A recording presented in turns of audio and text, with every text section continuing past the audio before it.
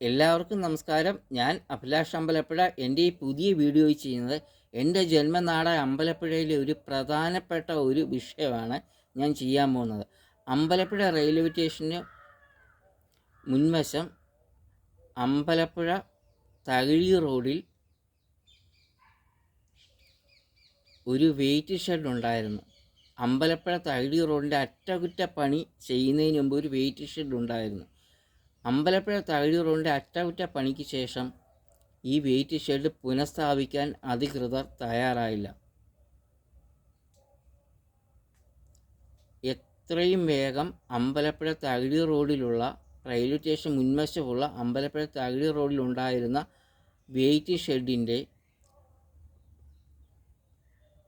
Shed പുനഃസ്ഥാപിച്ച് യാത്രാക്ലേശം പരിഹരിക്കുക. എത്രയും പെട്ടെന്ന് wait shed Ambalappuzha railway station മുൻവശം അമ്പലപ്പുഴ തകഴി